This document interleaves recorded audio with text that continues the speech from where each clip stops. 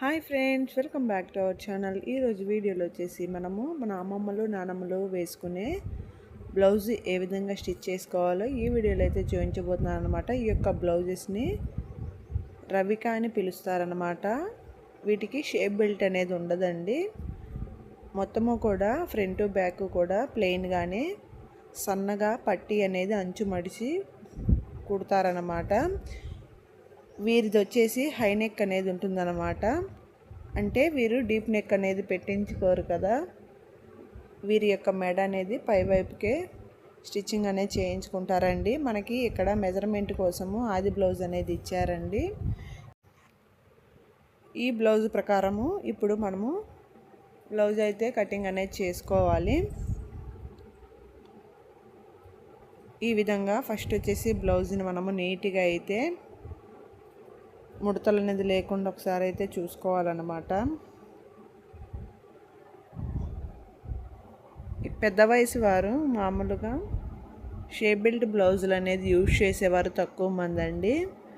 చాలా వరకు కూడా ఇదే విధంగా షేప్ బెల్ట్ అనేది లేకుండా బ్లౌజ్ అనేది కుట్టించుకుంటారనమాట. చూస్తున్నారు కదా, ఫ్రంట్ ఏ విధంగా ఉందో బ్యాక్ కూడా అదే విధంగా సేమ్ ఒకే విధంగా అయితే ఉందన్నమాట.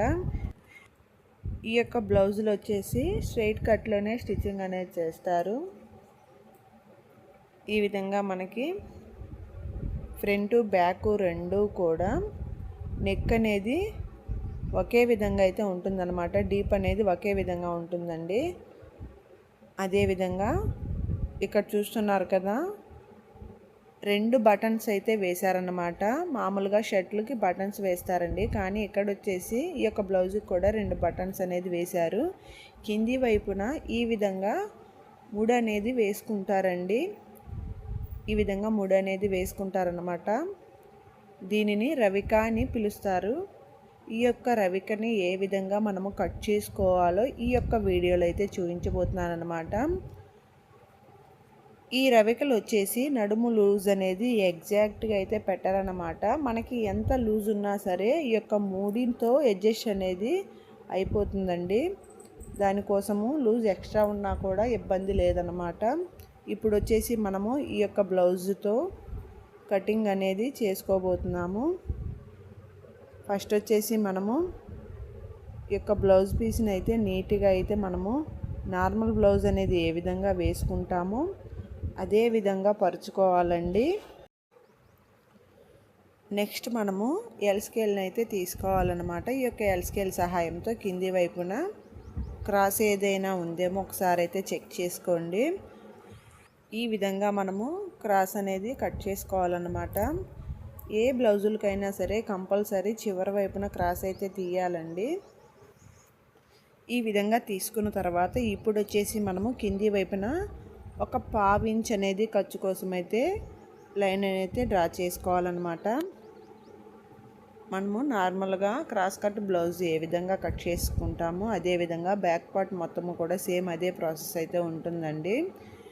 ఈ విధంగా నెక్ వెడల్పు అనేది ఎక్కడైతే చూస్తున్నాను అదేవిధంగా పై వైపుకి ఒక పాయింట్ అనేది ఖర్చు కోసము లైన్ డ్రా చేయాలన్నమాట. అలాగే బ్యాక్ పొడవు అయితే ఇక్కడ డ్రాయింగ్ అయితే వేస్తున్నానండి. బ్యాక్ పొడవు వచ్చేసి మనకి ఈ విధంగా ఖర్చుతో సహా మార్కింగ్ అయితే వేసాను. ఈ విధంగా వేసుకున్న తర్వాత ఇప్పుడు వచ్చేసి మనము ఈ షోల్డర్ వైపుగా స్ట్రెయిట్ లైన్ అయితే ఒకటి డ్రా చేసుకోవాలి. అదేవిధంగా ఈ కింది వైపును కూడా మనము స్ట్రెయిట్ లైన్ అయితే ఒకటి డ్రా చేయాలన్నమాట. ఈ విధంగా డ్రా చేసుకున్న తర్వాత ఇప్పుడు వచ్చేసి మనము ఈ యొక్క బ్లౌజ్ని అయితే ఈ విధంగా ఫస్ట్ హాఫ్కి ఫోల్డ్ చేసుకోండి. మరలా ఇంకొక ఫోల్డింగ్ కూడా వేసేయండి. ఇప్పుడు 4 ఫోల్డింగ్స్ అయితే ఈ బ్లౌజ్ని మనము వేసామన్నమాట. ఇక్కడ బ్లౌజ్ అనేది 2 లేయర్స్ ఉంది కాబట్టి మనకి బ్యాక్ పార్ట్ అనేది కట్ చేసుకుంటున్నామండి. అదేవిధంగా మరొక 2 లేయర్స్ వచ్చేసి ఫ్రంట్ పార్ట్కి అయితే వేసుకుంటామన్నమాట. ఇక్కడ కింది వైపున టక్సుల కోసము 1 ఇంచు, అదేవిధంగా ఖర్చు కోసము 1.5 అనేది మనము మార్కింగ్ అయితే వేసాము. నెక్స్ట్ వచ్చేసి చంక వైపు మనము కింది వైపు నుంచి చంక పై వైపుకి హ్యాండ్ పార్ట్ వరకు కూడా ఈ విధంగా మనము మార్కింగ్ అయితే వేసుకోవాలి. మనము ఖర్చు కోసము ఎక్స్ట్రా క్లాత్ అయితే పై వైపుకి అయితే మార్క్ చేసుకోవాలండి. కుట్టినప్పుడు ఆ యొక్క మార్కింగ్ వరకు ఖర్చు అనేది వెళ్ళిపోతుంది అన్నమాట. నెక్స్ట్ వచ్చేసి మనము నెక్ వెడల్పు అదేవిధంగా షోల్డర్ పార్ట్ మొత్తము కూడా డ్రాయింగ్ అనేది వేసుకోవాలన్నమాట. దానికోసము బ్లౌజ్ని ఈ విధంగా నీట్గా మనము హాఫ్కి అయితే ఫోల్డ్ చేసుకోవాలండి. ఈ విధంగా ఫోల్డ్ చేసుకున్న తర్వాత బ్లౌజ్ని అయితే నీట్గా అయితే అడ్జస్ట్ చేసుకోవాలి. ఈ విధంగా అడ్జస్ట్ చేసుకున్న తర్వాత మనము నెక్ డ్రాయింగ్ అయితే వేసుకోవాలన్నమాట. ఫస్ట్ వచ్చేసి చంక వైపు లైన్ అయితే డ్రా చేసుకున్నాము. నెక్స్ట్ ఇప్పుడు వచ్చేసి ఇక్కడ షోల్డర్ పార్ట్ అనేది డ్రాయింగ్ అనేది వేసుకుంటున్నాం అన్నమాట. నెక్ రౌండ్ కూడా చూసుకుంటూ షోల్డర్ పాయింట్ కూడా ఇక్కడ డ్రాయింగ్ అయితే ఖర్చుతో సహా వేసేసుకోవాలండి. వేసుకున్న తర్వాత ఈ నెక్ వైపు వచ్చేసి మనము లోపల వైపుకి ఖర్చు అనేది డ్రా చేసుకోవాలన్నమాట. కుట్టిన తర్వాత ఆ యొక్క ఖర్చు అనేది బయటి వైపుకి వెళ్ళిపోతుందండి.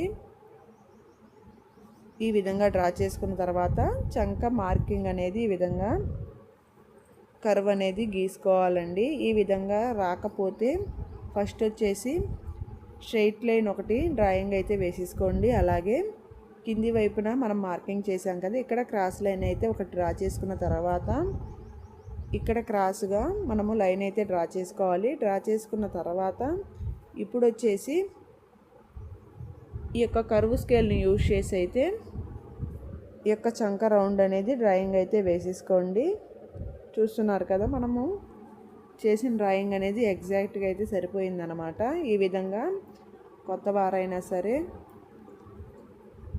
ఈ యొక్క కర్వ్ స్కేల్ని యూజ్ చేసుకొని చంక రౌండ్ అనేది డ్రా చేసుకోండి. అదేవిధంగా నెక్ వైపు కూడా కింది వైపుకి స్కేల్ సహాయంతో స్ట్రెయిట్ లైన్ అనేది డ్రా చేసుకోండి. డ్రా చేసుకున్న తర్వాత నెక్ రౌండ్ అనేది ఈ విధంగా తీసుకోవాలన్నమాట.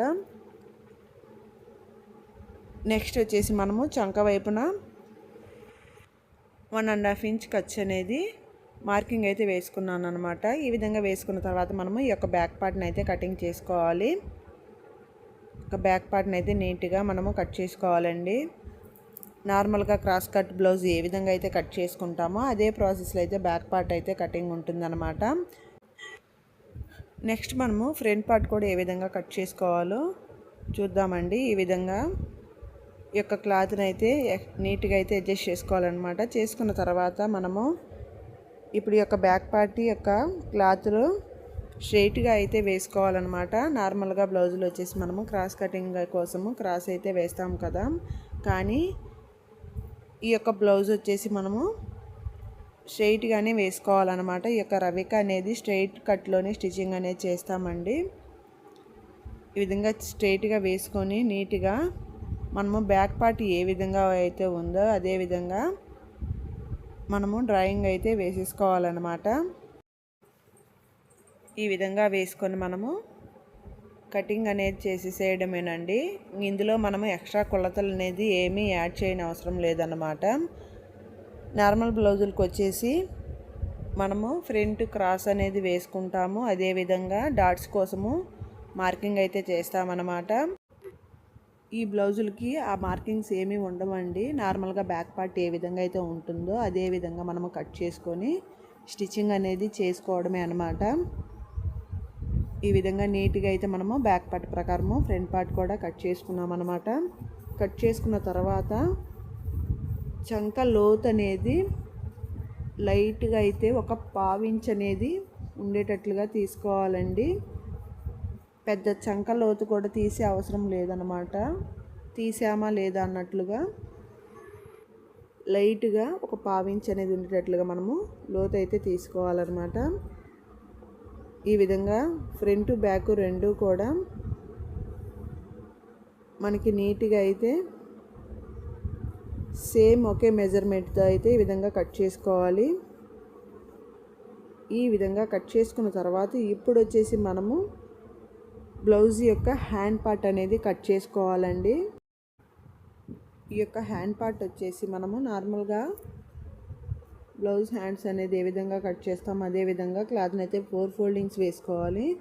4 ఫోల్డింగ్స్ వేసుకున్న తర్వాత కింది వైపున మనము క్రాస్ ఏదన్నా ఉందేమో దానికోసం ఒక లైన్ అయితే డ్రా చేసుకోవాలన్నమాట. అదేవిధంగా ఒక 1 ఇంచ్ అనేది మనము ఖర్చు కోసము లైన్ అయితే డ్రా చేసుకోవాలన్నమాట. ఇక్కడ వచ్చేసి మనము ఈ యొక్క 1 ఇంచులోనే క్లాత్ని లోపలి వైపుకి ఫోల్డ్ చేసి చేతి పని కానీ మిషన్తో డైరెక్ట్ కుట్టు అనేది వేస్తామన్నమాట. దానికోసం 1 ఇంచ్ అయితే డ్రా చేసుకోవాలి.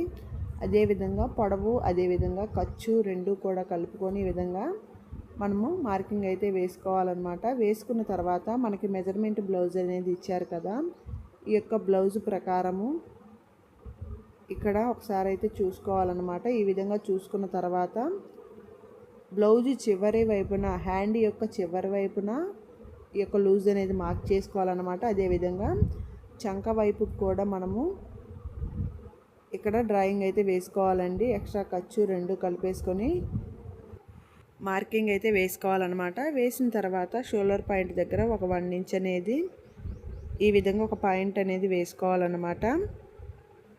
ఈ విధంగా వేసుకున్న తర్వాత మనము ఈ యొక్క స్కేల్ని యూజ్ చేసుకొని నీట్గా హ్యాండ్ పార్ట్ కర్వ్ అనేది డ్రాయింగ్ అయితే వేసేసుకోవాలన్నమాట. ఈ యొక్క స్కేల్ని యూజ్ చేస్తే హ్యాండ్ పార్ట్ అనేది ముడత లేకుండా నీట్గా అయితే పర్ఫెక్ట్గా అయితే వస్తుందన్నమాట. ఇలాంటి స్కేల్ మీ దగ్గర లేకపోతే నార్మల్ హ్యాండ్తో అయినా సరే కర్వ్ అనేది డ్రా చేసుకోవచ్చండి. నెక్స్ట్ మనము ఖర్చు పాయింట్ దగ్గర టక్స్లు అయితే పెట్టుకోవాలన్నమాట. అదేవిధంగా ఫ్రంట్ సైడ్ హ్యాండ్ పార్ట్ లోత్ అనేది తీసుకోవాలి. ఈ విధంగా సింపుల్గా అయితే రవికని కటింగ్ చేసుకోవచ్చండి. వీరికి సపరేట్ షేప్ బెల్ట్లు కానీ ఏమీ ఉండవు అన్నమాట.